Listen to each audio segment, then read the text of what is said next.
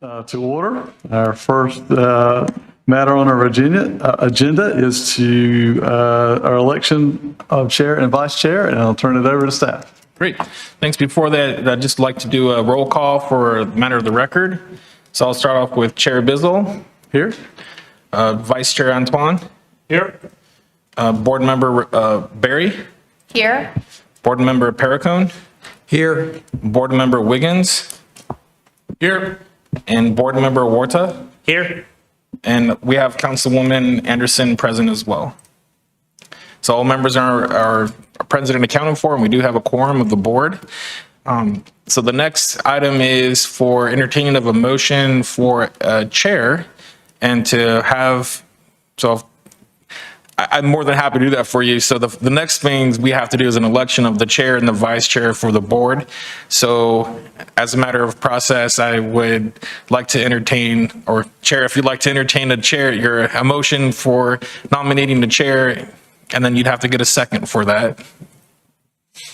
I'd like to nominate Marty Bizzle for chair. Second. We have a motion and a second. Any discussion? All in favor say aye. Aye. Aye. Opposed? Motion carries. Thank you. Motion carries. Chair Bizzle, you've been re-elected as chair of the Board of Adjustment, and you can now entertain motions for nominations for a vice chair. Nominate a vice chair. I'll nominate Tom Antoine. We have a I'll second. motion and a second. For vice chair. All those in favor say aye. Aye. Aye. Opposed? Great. So with the Vice Chair Antoine and Chair Bizzle are going to be carrying us forward to next year. Thank you all for your service. And with that, I will go ahead and leave it to you, Chair, to run the rest of the meeting.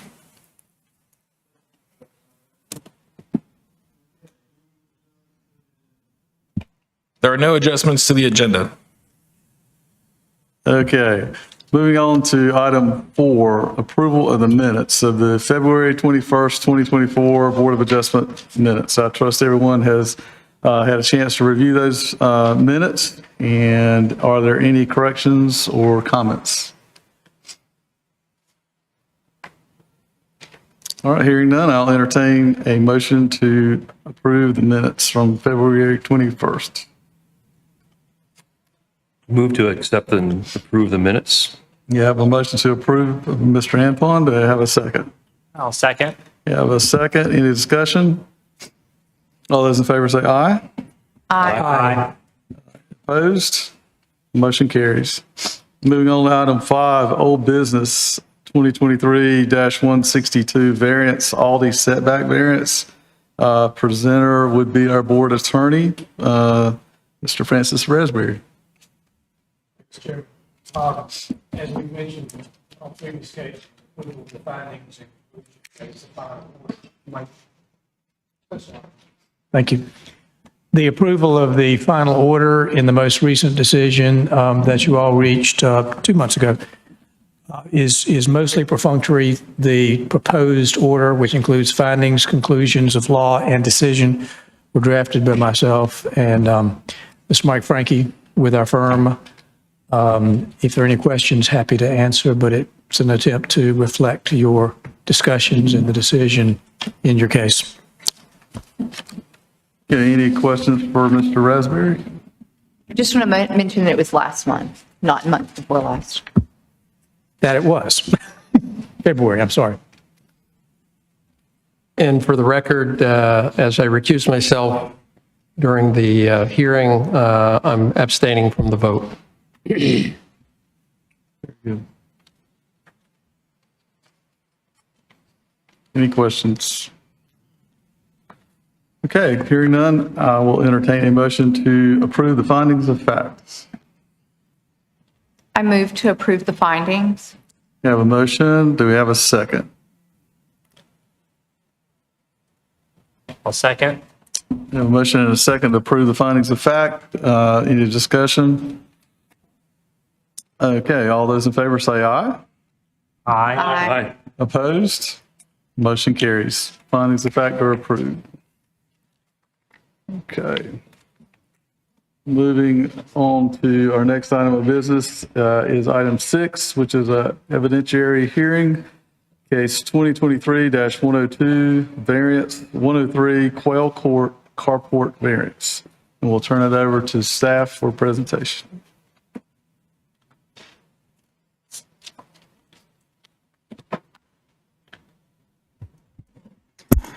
Those who wish to offer testimony, if you'll please stand and raise your right hand.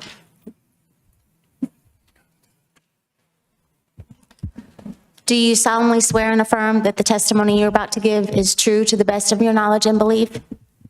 Okay, and when you come up to offer your testimony, if you'll please sign the oath sheet.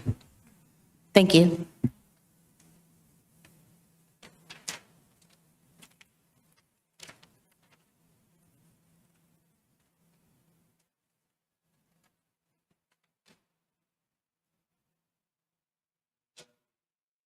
And with that, we're opening the hearing.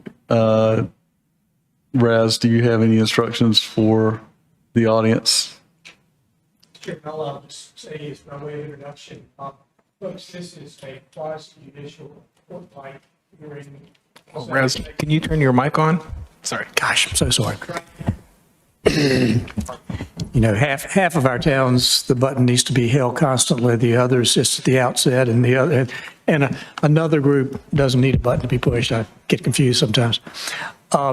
This is a court-like proceeding. It's called a quasi-judicial, a QJ hearing. So the process may seem a little bit more formalized and rigid than you're used to at a typical town meeting. That's required by statute and by court decisions in our state. You will be allowed to make statements as well as offer evidence. This is called an evidentiary hearing, which is the reason you have to be sworn. Any materials you have will be introduced into the formal record. After the evidence is all received and all the statements are made, then the evidentiary hearing portion of this session will be closed and the board will go into its deliberative phase, in which case they'll discuss the evidence, they'll discuss their determinations in the case, and ultimately they will vote on a decision in the case. The final decision could be either to grant the requested variance, to grant with conditions, or to deny the request. Those are the three options available to the Board of Adjustment.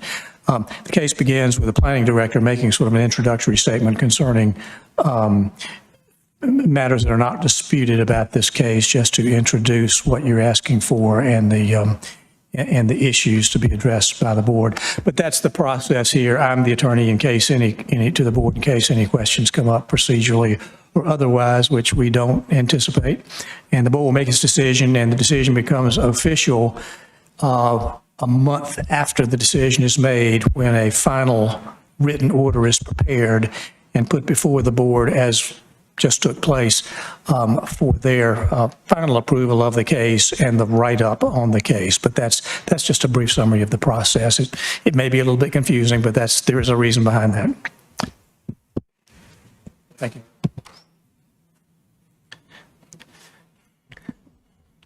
Thank you. Good evening, Chair and members of the board. I'm Conrad Olmedo, Planning Director for the town of Clayton, and just here to give a brief synopsis presentation of the facts that is before you. This is a variance that is being requested by an applicant to have a carport to remain in front of the front line of the principal structure. The property is located at 103 Quail Court in Clayton, and the property size is approximately 1.19 acres in size and is zoned residential large lot, which was formerly estate residential RE.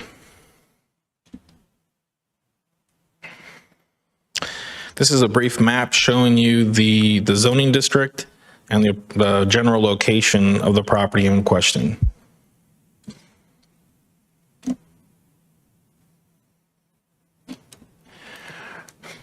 Per the Unified Development Code, because this application was submitted before the Unified Development Ordinance was in effect, we are applying the Unified Development Code criterion.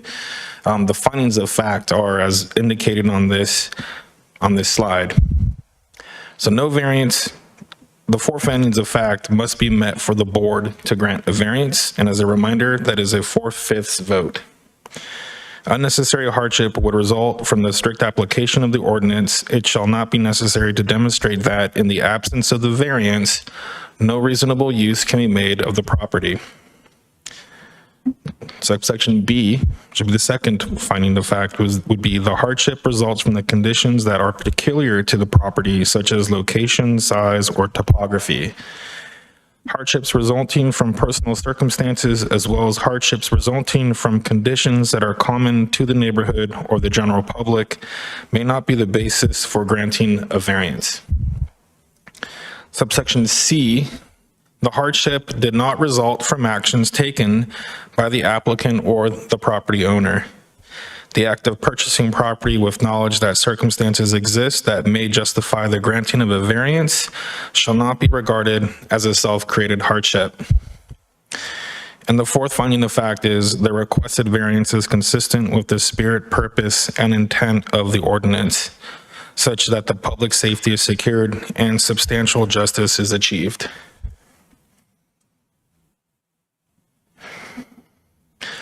So the applicant is seeking a variance from code section 155.308.b as in Bravo, .2.b as in Bravo, which stipulates that no accessory structure should extend in front of the front line of the principal structure, except in the B-1 zoning district, where a variance may be approved by the Board of Adjustment.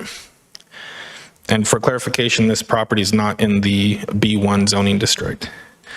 The applicant asserts that due to the location of their septic tank and field, relocating the accessory structure is not feasible.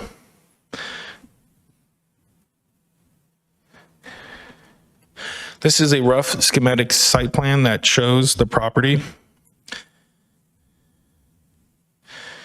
And it shows the approximate location of their septic tank.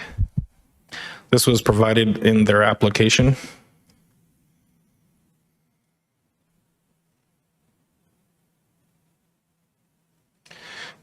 This slide is the aerial view, which shows the property and the existing carport location that is in front of the principal structure. So the carport is in the outlined red box for reference.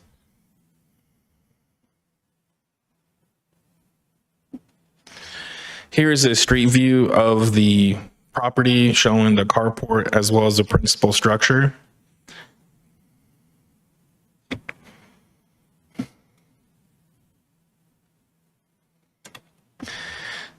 And for some background, some project history, this variance the project history began with the code enforcement case 2021-00000112. The case started on March 19th, 2021, and the violation was an accessory structure built in the front yard without permits. There was a notice of violation sent via certified mail on March 19th, 2021. The applicant applied for permits on April 16th, 2021. And the permit status is that it was denied due to the accessory structure's location. No further action was taken. Fees were assessed from 2021 to 2023. A lien was subsequently placed on the property on May 3rd, 2023 for a fine amount totaling $12,575. The property owner's variance application was submitted on June 29th, 2023 and was incomplete until January 1st, 2024. The evidentiary hearing was scheduled for today, March 20th, 2024. Provided to you, and that was not included in your packet, but provided to the board and the applicant this evening is the copy of the notice of violation with the sections that were in violation highlighted.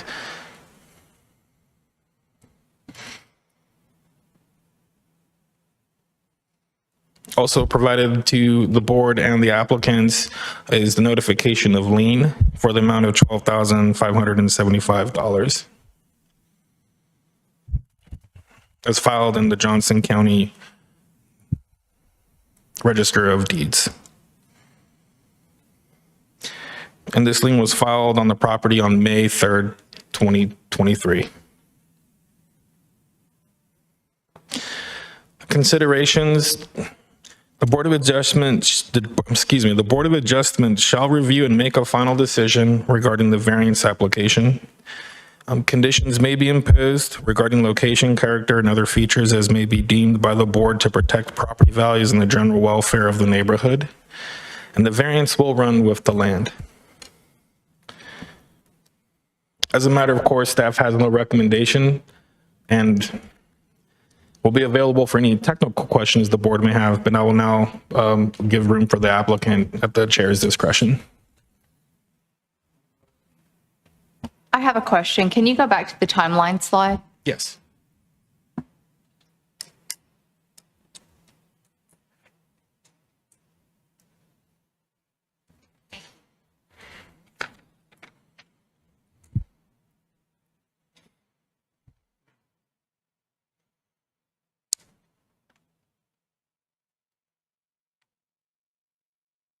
Conrad, is this property in the city limits or ETJ? This city is within the town of Clayton. So my notes say that it is in the city limits.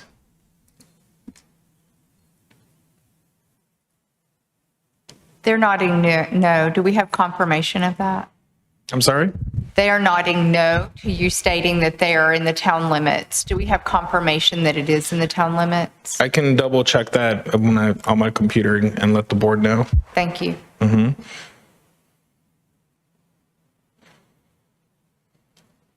So on the notice of violation, it was highlighted that up to 2 accessory structures may be permitted. So is there a second structure? Or what was that referencing? So I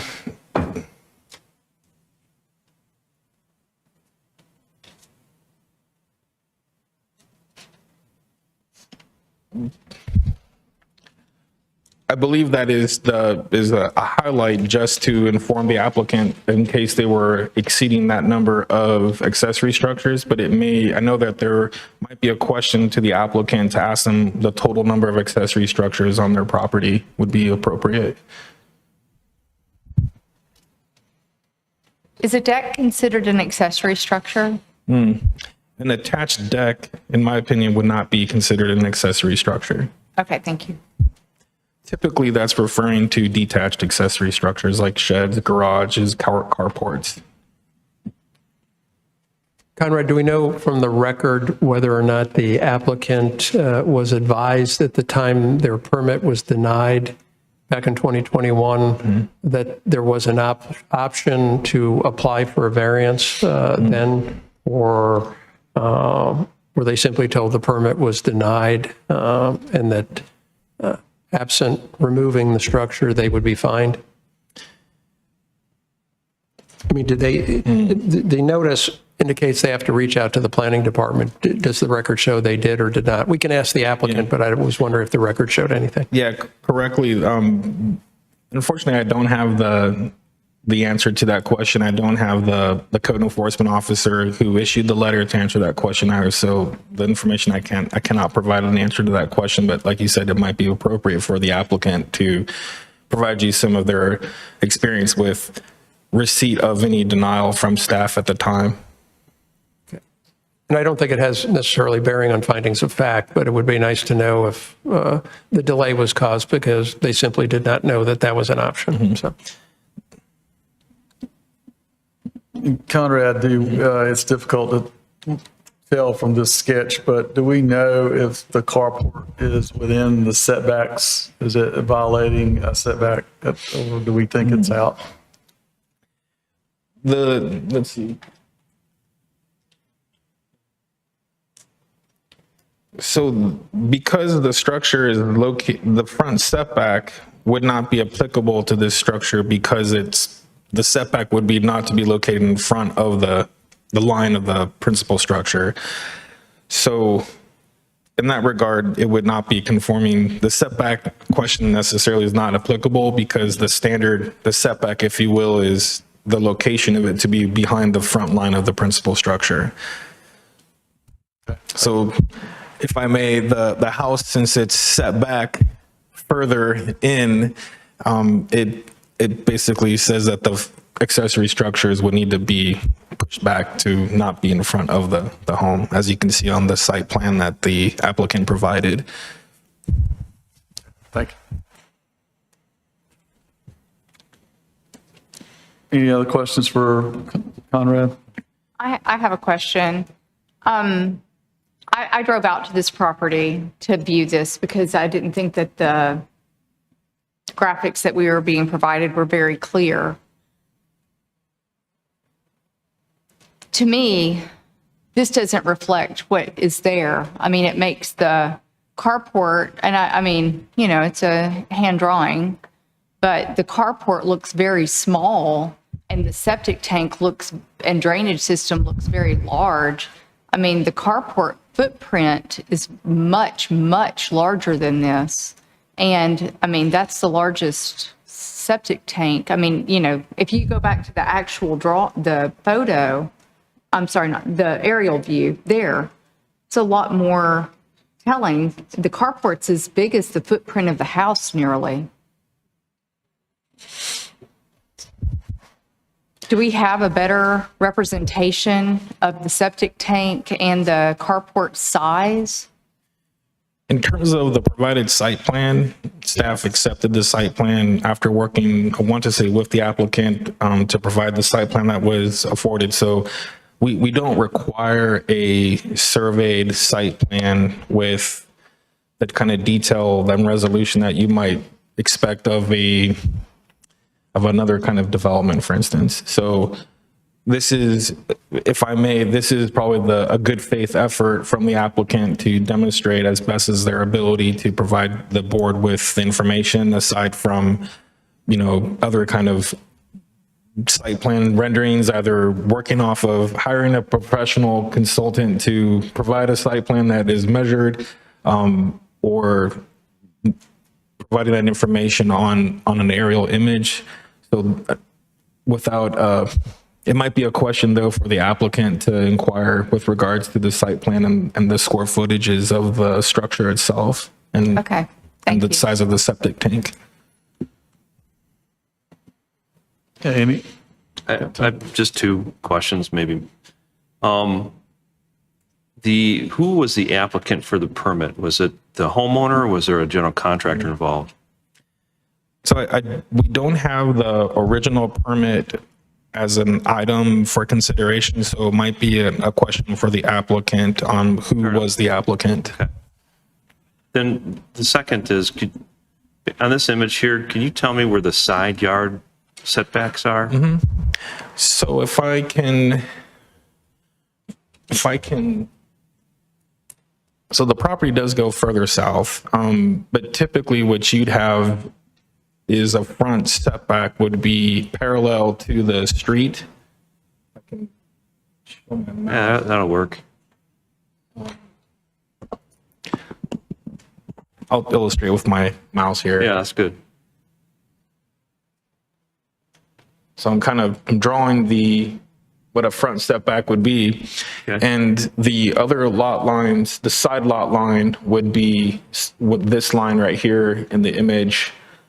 And how many feet is the side yard setback and the front yard setback typically, if the house was For not- that zone district, I'd have to refer quickly to the UDC for that information Okay. off the top of my head. I think that's the question that Marty was actually looking for. If it was just a vacant lot, Correct. just where those might be. Correct. Where would the home be able to be built up to would be, this seems like to be the Right. question. And I don't want to delay the presentation from the, and I can look up these answers. I just want to make sure I can provide them. We could to circle you. back to you too. I don't. Okay. Yeah, that's fine. And my whole purpose in asking for that is if this variance were granted, I think it would have a bearing to me if that carport was actually in the front setback as well as being, in front of the house. So that might have a little bearing. So, Yeah. okay, any other questions for staff? Okay, thank you. Yeah, you're welcome, Chair. And Chair, what I will do is I'll let you know visually that I have an answers to your question.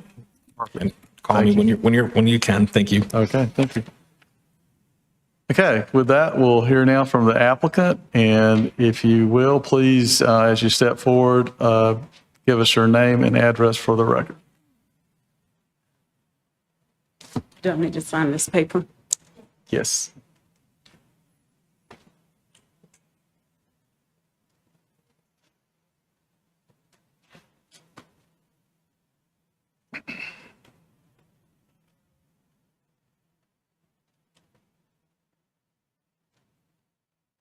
Hello, I'm Lakeisha Terrell. I'm the owner of 103 Quill Court. Is there any way you can pull up the picture so I can show you? Or the picture right there. The one that you just had, that one. So this picture, just to give you, so this entire space right here is the side of the front. This entire space right here is my drainage field. This whole entire space. So I can't build, dig, we can't even drive on this space right here. This space right here on the side of the house is the septic tank. And then back here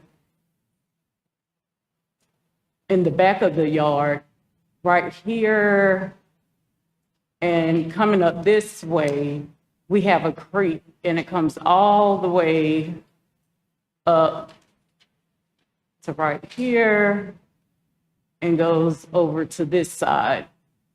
And then right here, where the arrow is at, maybe right here is a natural spring. So we can't put anything on that side of the house.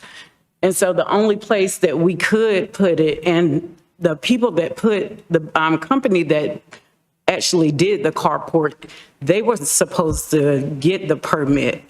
And they told me that we didn't need a permit. I didn't know, this was my first home, so I don't know anything about getting permits at that time when we purchased a home. I didn't know anything about permits.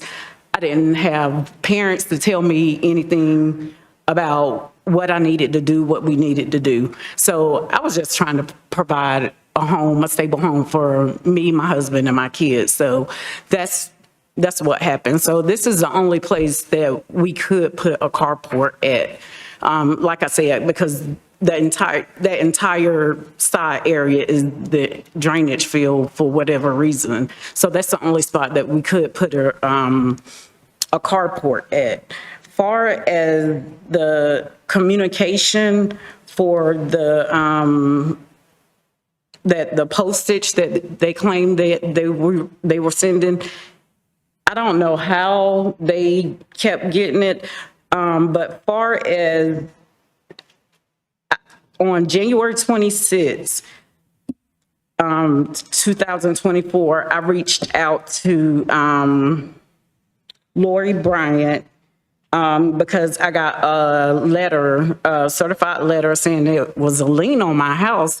And I'm like, how do I have a lien on my house? And I paid my fine over the phone on June 29th, 2023.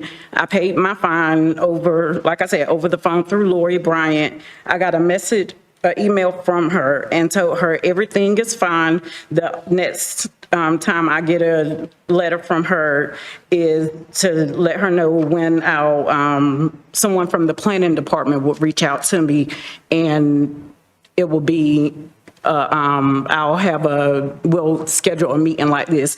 I did not hear anything else from Lori Bryant. The next thing I heard was all the way January 26th of this year, saying that I got a lien on my house. I never received any letters from them telling me that they couldn't read anything, nothing. So I don't know what a miscommunication was. I never received anything. The whole time I was emailing Lori, even before I paid my fine with Lori. I was the one that was calling Lori. I never got a phone call back from Lori. I even have messages where I will include Lori, I will include Josh, I will include, let me get all the names for you. S. Phillips, whoever that is, J. Reconcessor, because it's been 3 years where I've been trying to get this stuff. I'm tired of going back and forth with this. It's been 3 years where I've been trying to get this stuff taken care of. Like I said, I don't have anybody where I can go talk and get information how to take care of this. I'm doing this on my own. Me and my husband is doing this on our own. So I'm just trying to get it taken care of. So all the communication that she said that she was sending, I never got it. It was one time I got a certified letter from my neighbor. Their child down the road, 2 blocks away from me, came and gave it to me. If they never came and gave it to me, I wouldn't know nothing about it. Nothing about it at all. If I never got a letter saying that I had a lien on my house, I still wouldn't know nothing about it. And thank God for Mr. Bruce, because I've got more out of him than I got out of Josh. Out of 3 years. 3 years. Mr. Bruce have done a wonderful job since January. And that's all I have to say. Do I answer any questions now? Any questions for the applicant? So, one, are there any other structures outside the house and the carport on the property? No, one that you were saying about highlight, when we moved to the property, it was a plastic, I guess it's like a greenhouse that was in the backyard, but that's been tore down. They were going to fine me for that, but that's been tore down. And then we had our deck redone because it was rotten and falling apart. And he said it looks like new wood, but we got it redone because it was falling apart. Okay. And we have a game room that structure, but he said not to worry about that. He was concerned about the carport because it's in front of the house. Okay, the structure you just referred to, is that the one at the top of the photo? Yes, sir. Okay, and that, you said, what is It's that? a game room for the kids. Okay. Is that, how is that constructed? No, it's like it's not a mobile home. It's like a little, like a prefab shed. Prefab shed, okay. Okay, First of all, I want to just say that I empathize with your position, and I know it's hard to go through something like this, especially without any assistance. One thing I want to just offer you is that this particular matter before the board is just about the variance. And it sounds like you have a host of other things that I think you ought to find some help with. The lien is a different legal matter altogether that's outside of our purview. It's a court action that you're going to have to, I implore you to find counsel to help you with that, because it's serious and you should take it seriously. It's not going to go away. The other question I have is, you said you had a contractor that you employed to build this. Do you happen to know what the contractor's name was? Yeah, I still have all the information.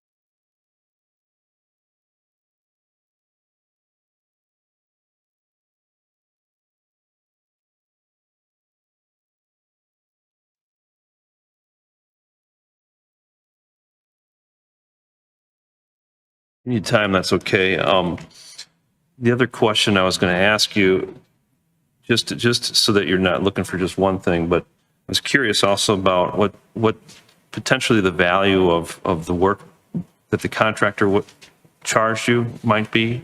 It was over 11,000. 11,000, okay.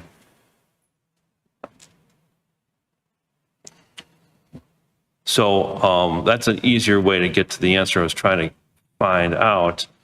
North Carolina, if the projects are under a certain value, you don't have to have a license, but this is an actual structure. But I think that falls within the purview of the General Contracting Licensing Board. And that might be something you start to ask about, is why would potentially a licensed contractor construct a structure that they would very well know needs to be permitted?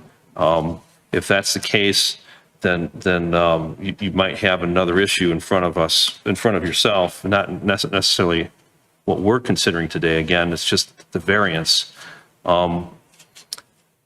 If there was a permit attempted to be pulled, the whole point of that is to alert you to the statutes and ordinances that you have to abide by in order to obtain that permit. So because there wasn't a permit pulled on this, that was the first domino in the whole thing that led you to here, right? The violation, the lien, and now a hearing for a variance. So if you could find that information and determine who the contractor is and what their licensure status might be, that might be helpful. Okay. Mr. Terrell, do you have an idea of when the carport was actually built? I mean, we have the dates from It was in 2020 2020. when we moved in. And I had it built because I suffer from severe migraines and we don't have anywhere. It's just sun out there. And I need shade. Right. And we have the information from your neighborhood meeting. I was wondering if you could tell us, I didn't see in here the actual reaction from your, or comments from your neighbors. Do they have any issues? No, they said they don't care. Okay. They don't understand the big deal of it. No, gotcha. Okay. And one of my neighbors is here. Okay. We'd like to hear from her are you good? Yeah, so Marty just reminded me of the other question I had. Is there an HOA associated with this property? Do you have an HOA associated? No. Or homeowner No. association? Mm-mm. Okay, all right. And going back earlier, I know we talked about the town limits versus ETJ, and you were saying you were not. Now, a lot of our neighbors, they've been in there more than 40 years, and they didn't even know that the community is even in ETJ. They were unaware of it. But we're not in city limits. Okay. Okay, any more questions for Conrad? Yeah. If I may, Chair and board, members of the board, I did look in our zoning map, and it does have this property just north of the town's corporate limits, and it is in the ETJ, the town's ETJ. With regards to the setbacks, I did look at the UDC, and it has a 35-foot front yards. This would be for the principal structure, a 35-foot front yard setback, a 15-foot side yard setback, and a 30-foot rear yard setback. Now, with respect to accessory structures, the UDO distinguishes the UDC, pardon me, would have it as a 10-foot, not to be within 10 feet of a property line, but then not in front of the principal home. So the principal structure would be under the 35-foot, 15 side and 30-foot rear. I did print this information out, and I can retrieve that information. I also did a quick, I used near map, and I did some rough measurements that can give us some estimates of the distance that the carport is in the aerial. And it looks like it would be, based on the aerial, it would be approximately 22 foot from the top left corner of the carport to the property line. And on the top left corner to the north property line is approximately 65 foot. And the carport is approximately I'd say 620 some square foot in size. And if the board will permit me, I can go and grab the information and provide that to the board and the applicant, so it's part of the record if you so wish. Yeah, that'd be great. Okay, if you can excuse me, I'll be right back. Okay, any further questions for Mrs. Terrell? Yes, I have a question. So what made you lead asking for the variance? Like, did someone tell you to come to the Board of Adjustments? Because I know like fines, it said, this says that, fines are running daily, fines and things like that in your lien. No, So how'd you come to the Board of Adjustments? That's what I'm trying to figure I out. came home from work and I had a letter on my door From someone being in like the planning department or? from Josh Cotton. Okay, to maybe possibly go to talk to the Board of Adjustments or to file a variance? yes. And what date was that? It was in 2021. 2021? Okay. Just to clarify, that was a letter telling you needed to apply for the variance to come here in 2021. Yes, it said that he was riding around in the neighborhood and he noticed that we didn't have a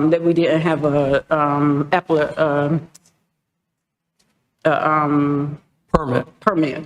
Right, but did it just tell you you were in violation for not having a permit, or did Correct. it?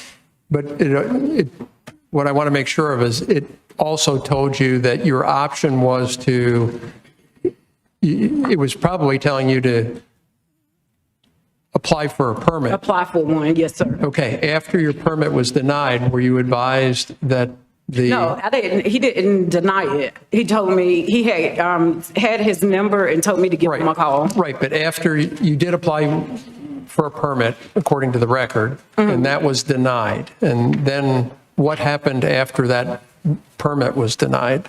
No, this is the first time, it wasn't never denied. Like, this is the first time. You never it had applied gone for a through permit. everything. You never did apply for a permit for the structure at all? Right, this is the first time it's gone through this process. Okay. One more thing. And I did note that on the notice of violation, there was item 2B, there was a notice that it talks about where the structure can be located, and it did talk about a Board of Adjustment may approve a conditional permit but don't know that it actually says to go to the Board of Adjustment, so I understand. Okay, any other questions for the applicant? I have a question. Okay. As I said, I went to the property and really tried to see what a resolution would be if your variance wasn't granted, right? Had you considered moving the game room to the right side of the house and the garage to the back?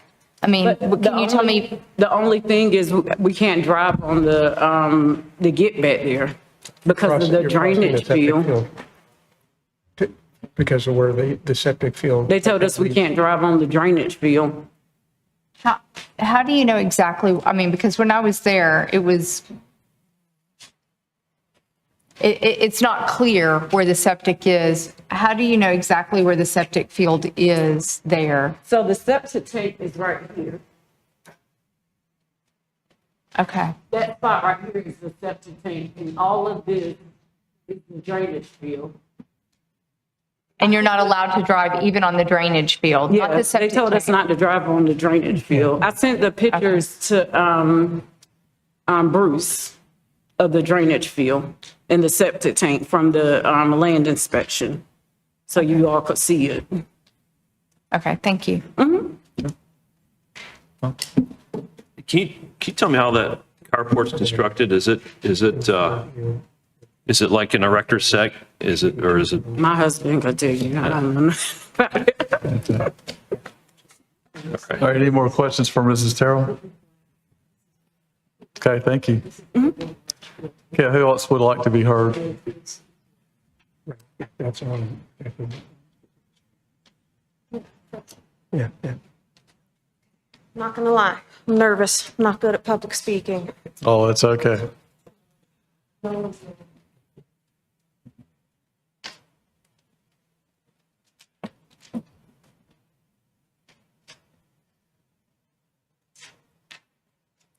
If you just give us your name and address for the record, please. You're taller than me. Okay, my name is Katie Riebel, and I live at 201 Pheasant Drive, which is actually kind of, I almost wish that you had, am I allowed to walk up to you guys and show you this or not? I'm behind her. Okay. Where that little skinny part of the red is up in the corner, I'm on the other side. So I can see the back of their home. I have been in the neighborhood for 15 years. My husband, daughter, and I, my daughter is the same age as Lakeisha's kids. So we've known them since they've moved in. They go to school together. I agree with her on the septic tank because I myself have a septic. My husband grew up with one. You can tell because the grass is more fertile and you can see it coming down. So that entire area that's darker is, the picture was taken in winter, so it's difficult to see. But it's more fertile and you can see how the septic, because it's fertilizer, so it goes down. So that entire area is her septic.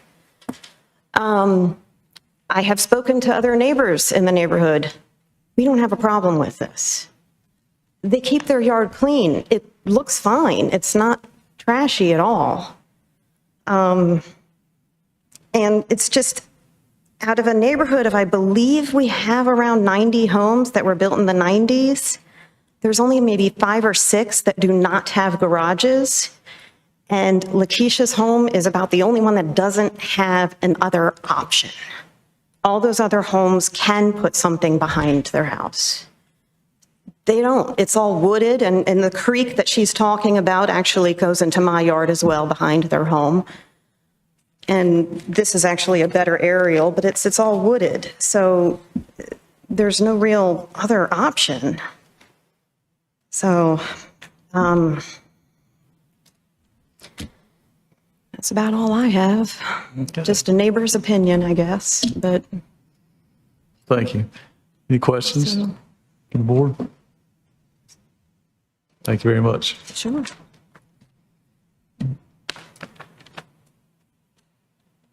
Ms. Terrell, is there anyone else that was going to speak for your presentation, your husband?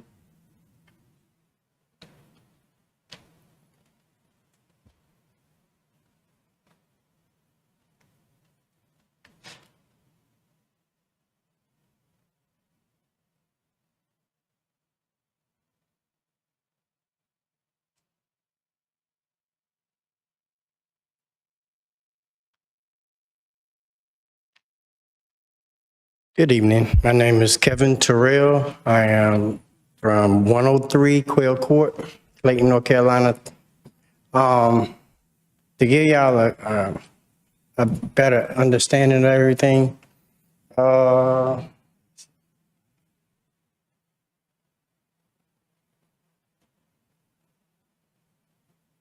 directly right here is the septic tank itself. All right. And to give you a better understanding of everything, I myself when we moved in, I went with the surveyor and I actually spent 8 hours trying to figure out all the corner points to this lot. It took us all day long. If you would see right here, where it's dark, that dark line there, the dark line there, dark line there, I actually helped dig out there also. There's boxes in the ground made out of concrete, and they're actually where the septic goes, so we had to find all of that. And right here, starting right here, is about, us men, we drive trucks, women too, but there's enough room to fit a truck through to go all the way down towards where that building is on the backside there. That's all you can drive on. The rest of it is the septic itself. I've actually dug each box up that was on this end and everything we found on this end. So I actually found everything that's actually in that drain field itself.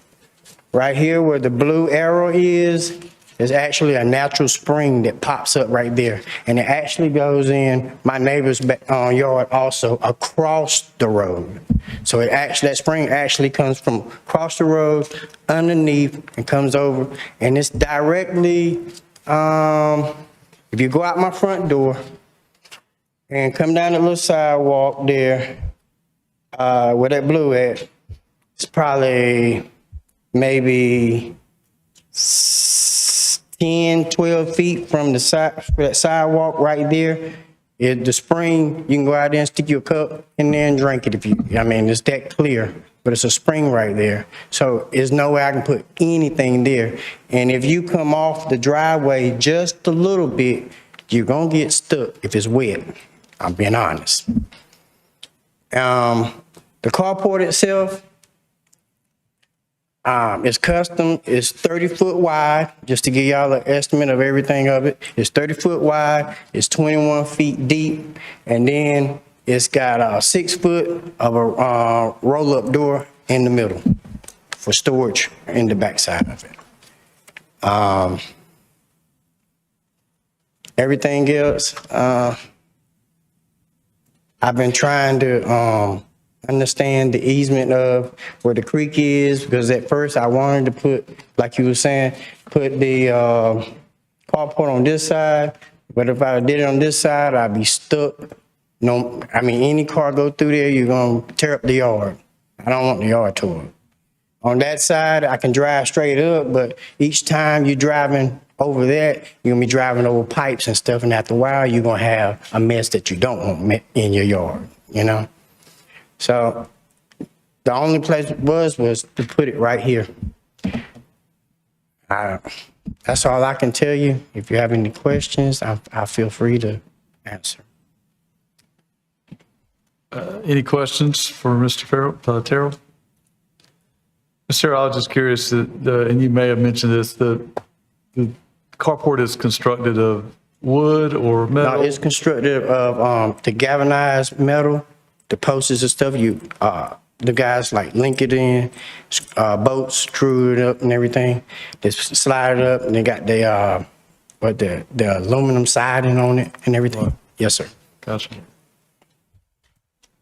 Is it on a slab or is it, what's the? It's not sitting on a slab. I do have some crushing rooms sitting underneath there, so, keep the water and stuff like that, and the cars can go underneath. I didn't want to put nothing permanent yet because we're dealing with this issue. I wanted to asphalt the whole thing and the driveway too, maybe later on, get the permits for it. But, these are just ideas that I have, but I can't do anything until we handle the business at hand. Thank you. Have you talked, just another, have you talked to the installer and asked them what it would take to move it? I haven't. Okay. Any other questions? Thank you, sir. Thank you. Appreciate it.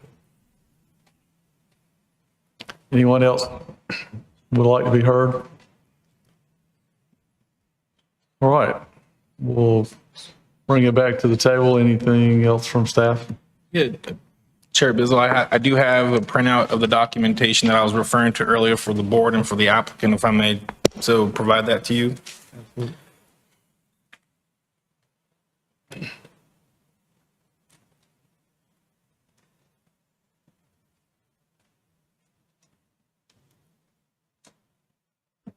Thank you, sir.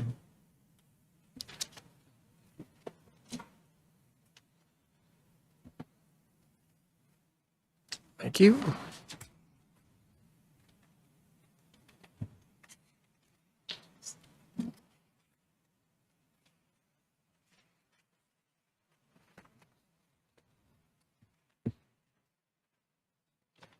So for a point of clarification, the first sheet is the property in question shown in the ETJ of the town of Clayton. The second sheet provided is the accessory structures and use code sections from the Unified Development Code 155.308. And with regards to the setbacks, if you go down to number B or letter B, number 2, and letter C, where it says no accessory structure may extend within 5 feet of any lot line in the R6 and R8 districts and within 10 feet in all other zoning districts.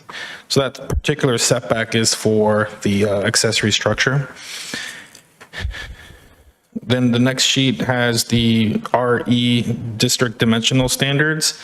And on that table 2-2, it shows there are different single families with different type of utility access, but they're all pointing to the front. This would be for a principal structure of 35 foot in the front, side 15 foot, and a rear yard setback of 30 foot. Since this isn't not a corner lot, there would be no side street setback. And the fourth document is an aerial image with using the near map software, which provides approximations and this shows the line, the setback of the existing carport from the top left corner to what would be the public right of way is approximately 22.5 feet. And from the top of the carport, looking at the aerial, to the north property line would be approximately 65 foot. And the polygon that was drawn around the carport is approximately 629 square foot.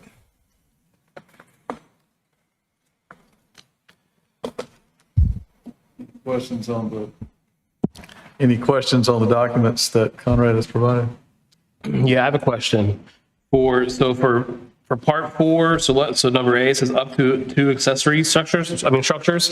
I know this question has been brought up. Do we know what 2 structures that they may have already permitted on the same lot? Do we know if that's the case? Because I know they got this violation. So if we know what 2 structures they already have, this may not even be an issue. That's what I'm trying to figure out. What 2, because the only 2 things I see could be maybe a shed and the carport, which would be two structures. I don't know if they're counting the porch on the back porch maybe as a structure. I don't know. So that's what I'm trying to figure out, is where they violated up to 2 accessory structures may be permitted. I think That's what I'm trying to figure out. correct. Based on the aerial imagery, I think staff can assume that can look in there and there's a principal structure on the home and there's an accessory structure. It looks like it's in the north property line. And then the carport. As far as any other structures or confirmation of those detached accessory structures, I would defer to the applicant for confirmation.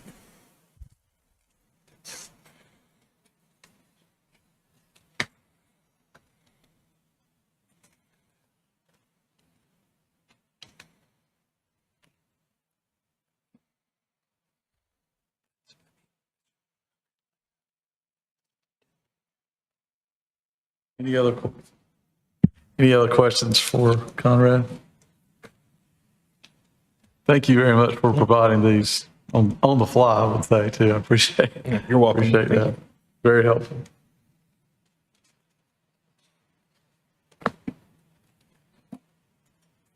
Okay. We'll bring the discussion back to the board, and I'll open it up for discussions.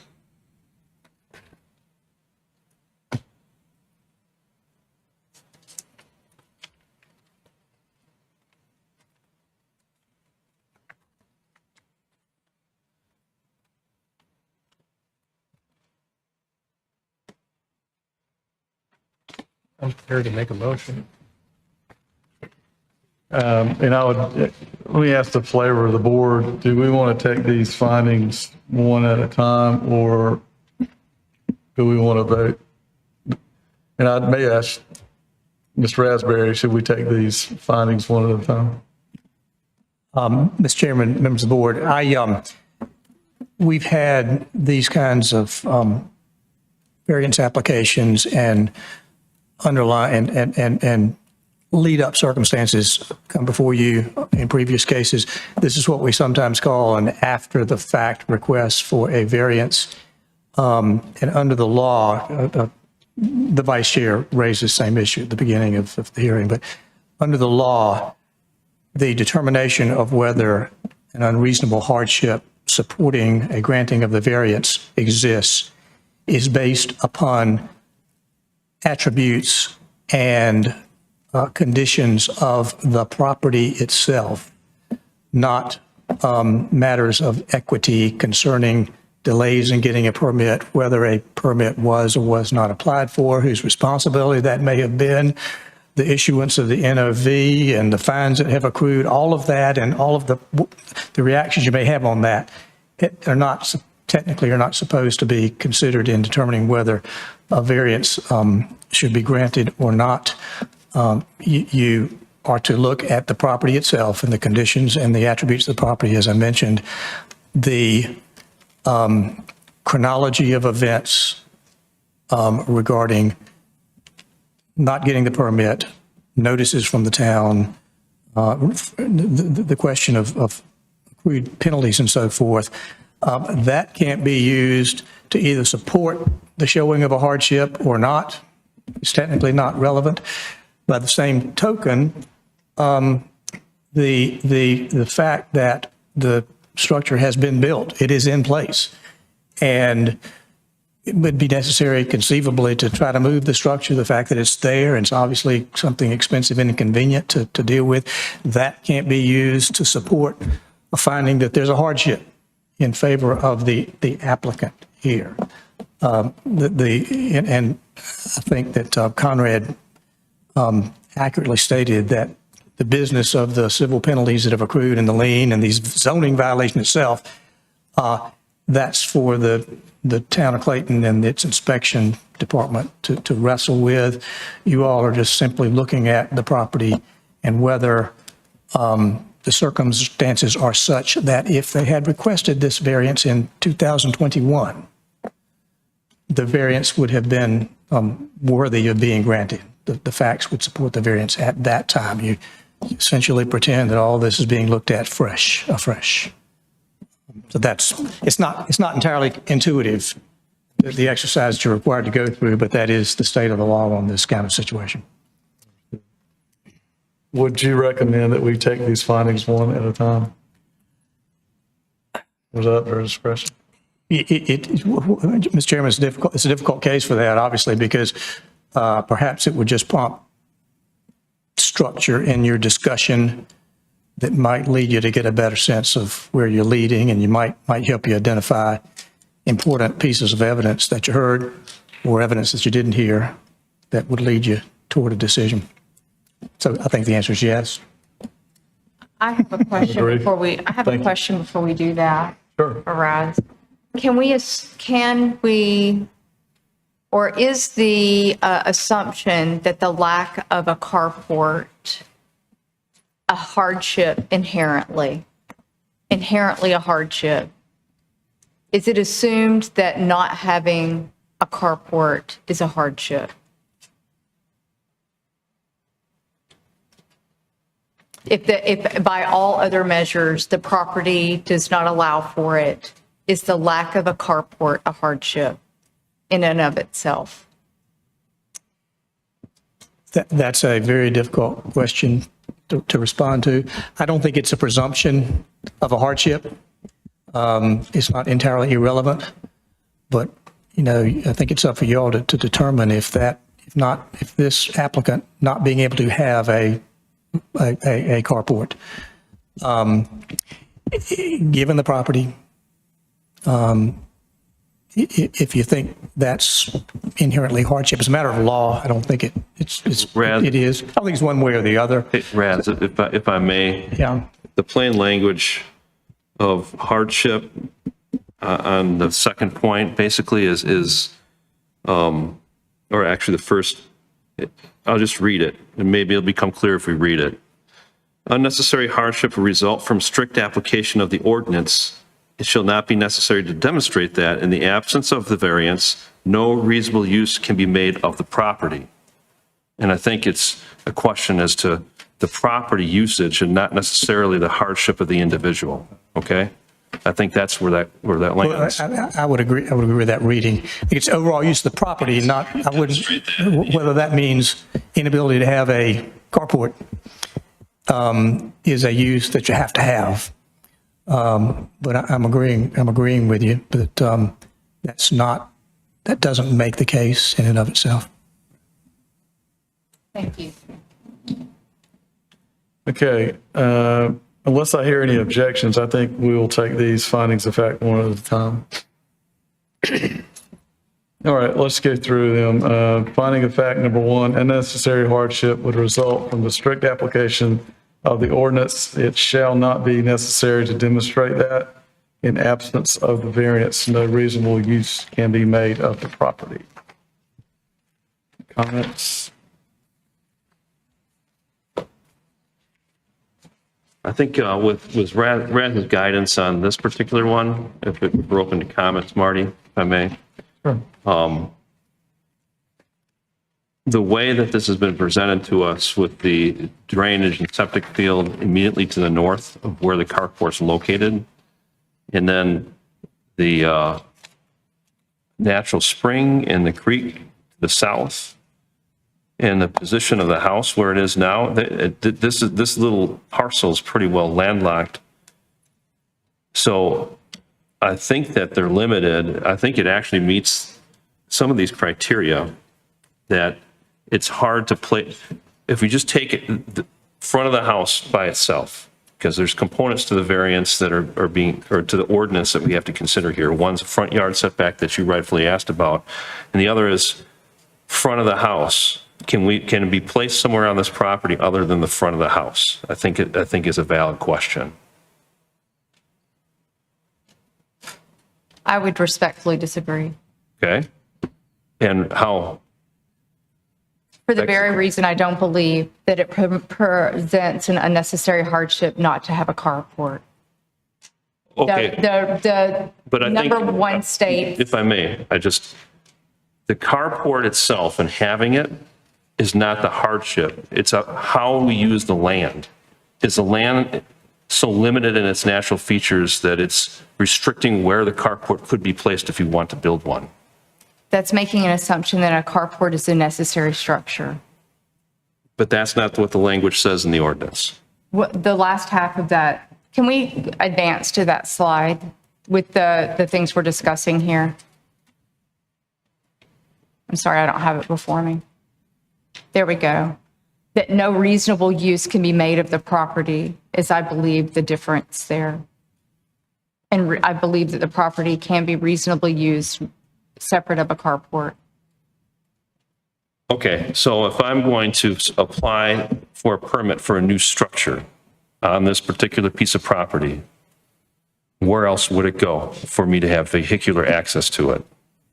You have vehicular access in the driveway currently with the absence of a carport. Okay, I agree. I mean, I don't believe that So- all properties, let me finish, please. I don't believe that all properties have the ability to have ancillary structures on them. and especially with what we did with the UDC when we created it, we were on the steering committee, and we said that Clayton was going to promote small home, small lot developments. And I think we set a precedence for saying that every structure then deserves an ancillary structure based upon that.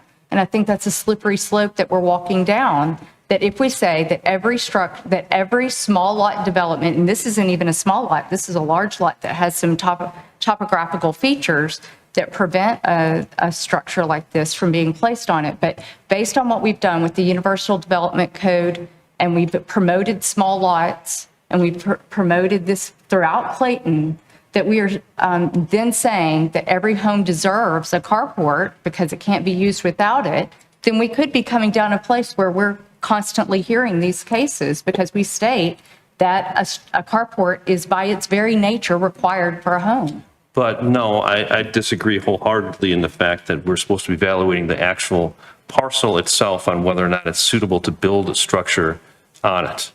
Right. And I now, agree. this is not the first time this exact ordinance has come for us either. Because this is, and we will, I think you're right, we will see more of this. The more restrictive the UDO, the more requests for variance there will be. And that's the nature of the beast once you start to restricting people's individual property rights and real property rights. It's going to happen.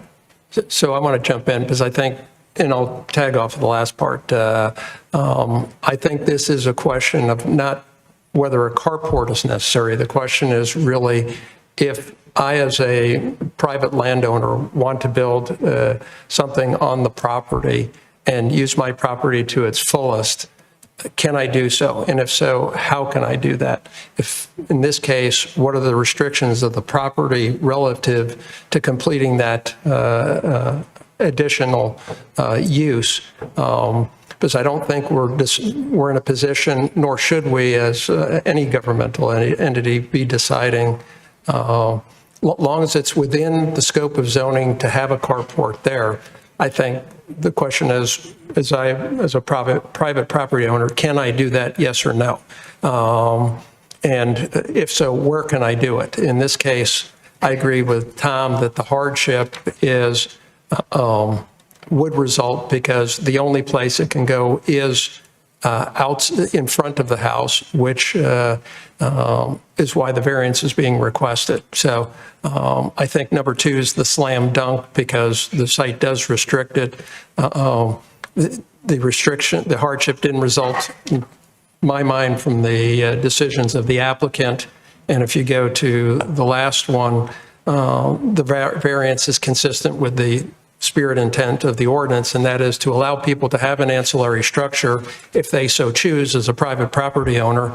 What it is irrelevant. It's whether they choose to have it. In this case, there's a place for it. Okay, with that, let's move to finding of fact number 2, and I think we have discussed it already, but for the record, let's go through it. The hardship results from conditions that are peculiar to the property, such as location, size, or topography. Hardships resulting from personal circumstances, as well as hardships resulting from conditions that are common to the neighborhood or the general public, may not be the basis for granting a variance. Any other comments on that? All right, moving on to finding of fact number 3, the hardship did not result from actions taken by the applicant or the property owner. The act of purchasing property with knowledge that circumstances exist that may justify the granting of a variance shall not be regarded as a self-created hardship. Any comments there? All right, moving down to finding of fact number 4, the requested variances are consistent with the spirit, purpose, and intent of the ordinance such that public safety is secured and substantial justice is achieved. Any comments there? All right. You prepared for a motion, Mr. I'm Chairman? prepared for a motion. So I'll move for approval of the variance request 2023-162 as having met the findings of fact with respect to the variance. Number one, that the Only option, if the property owner wants to add an ancillary structure, in this case, a carport, is in this location. The hardship number 2 results from the conditions of the property. 3, it wasn't, the hardship did not result from any actions they take, and it's consistent with the spirit of the ordinance, which is to allow ancillary structures. In this case, typically it would be behind the main or the main building on the property, in this case a house, but that's not possible, so this is the only location. Okay, we have a motion on the floor to approve the variance. Do we have a second? Second? We have a motion and a second. Any further discussion? That is a great question. We You have a have, full board, so I'm sorry, I think I'm still an alternate. you're still an alternate, okay. So, Mr. Antoine is our alternate for this evening. So you've got me. I don't think I might be the only alternate here, so that I think by default would make that the case, yes. You agree with that, staff? Is that correct? That's my understanding. Correct. I'm looking at the list of it's from 2024 for the advisory board, and it has that the only alternate is, in fact, as board member, Vice Chair Antoine. Okay. Okay. Thank you, Conrad. And just for clarification, before we vote, this, in order to pass, will require a 4/5 vote. 4/5, right. All right. Hearing no further discussion, we'll vote. All those in favor of the motion, say aye. Aye. Opposed? I believe we have a 4-1. We're good with that? So that was, you mind if I do a quick roll call Absolutely. on that? Okay. So this would be in favor of the motion. I'll go ahead and Chair Bizzle, Yes. Board Member Warta. Board Member Barry. Can you turn your, sorry. She's out of battery power. Yeah. Can I use? Yeah. I am not in favor of granting the variance. Great, thank you. Board Member Perricone, In favor. Board Member Wiggins. In favor. So that's 4 members in favor of the motion. It passes. Okay, motion carries. Thank you very much. All right, moving down to our last item, and I believe that is for adjournment, but I will turn the floor back over to staff. Are there any updates that we need to hear, Conrad? There are no updates other than that we will be having our meeting in April, so that we can have these findings of fact before the board. Okay. All right, well, thank you. With that, I'll entertain a motion to adjourn. So moved. Have a motion, have a second? Second. We have a motion and a second to adjourn. All those in favor, say aye. Aye. Motion carries. Good evening.